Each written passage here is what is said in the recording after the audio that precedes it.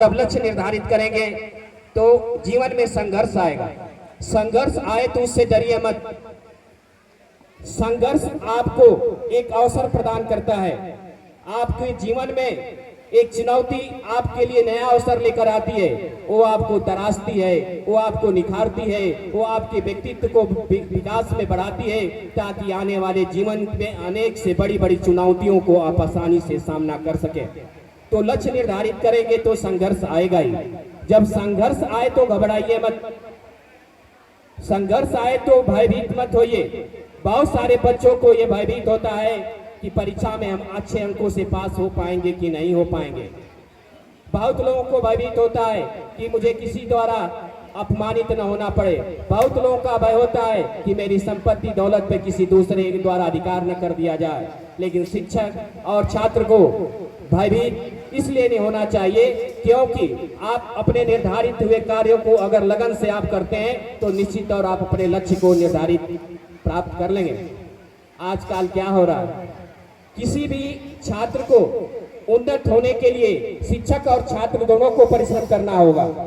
शिक्षक ही उतना ही सर्वश्रेष्ठ होना चाहिए और छात्र भी उतना सर्वश्रेष्ठ होना चाहिए, तभी बालक आने वाले दिनों में अपने आप को सर्वश्रेष्ठता स्थापित कर पाएगा। इसलिए जितना शिक्षक मेहनत करता है उतना छात्र को भी मेहनत करना चाहिए।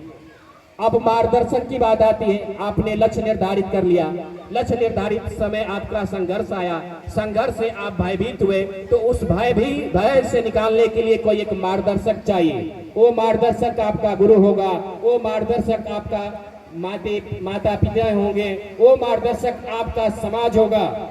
इसलिए कहा जाता है कि बाल अवस्था और युवावस्था में व्यक्ति जिस संस्कृति में रहता है, जिस संस्कार में रहता है, जिस परिवेश में रहता है, वो फ्यूचर में उसी तरह का बालक पुरुष रूप में परिवर्तित होता है।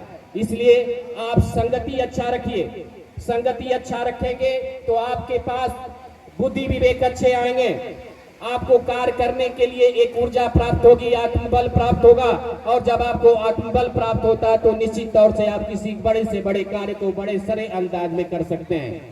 तो मार्गदर्शन और संगति, लक्ष्य और संघर्ष ये आपके जीवन में आएंगे और इससे आप घबराइए मत, इसको आप स्वीकार करिए। निश्चित तौर से एक दिन वो आएगा जब आपका नाम पूरे संसार में, देश में एक स्वर्ण अक्षरों के रूप में अंकित किया जाएगा। हमेशा याद रखिए कि सबसे ऊंचा सपना देखिए, सबसे ऊंचा अपने कर्तव्य करिए, सबसे अच्छा सोचिए, सबसे अच्छी आदत डालिए, सबसे अच्छा मेहनत करिए। निश्चित तौर से आपके द्वारा निर्धारित किया हुआ लक्ष्य आपको सूक्ष्म नजर आएगा।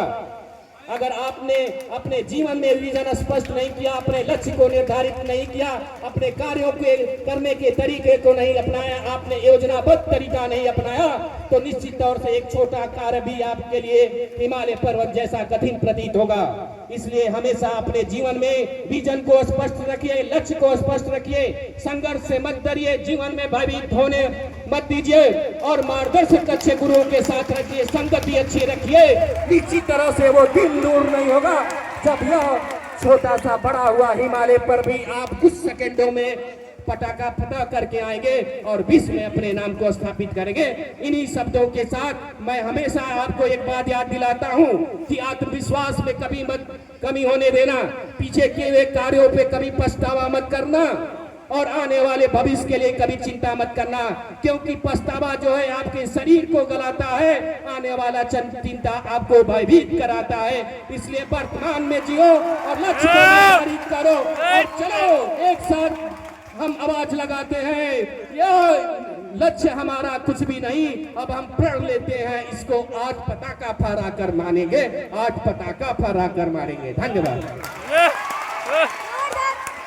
जोरदार तालियां हो जाए सर के लिए एक बार।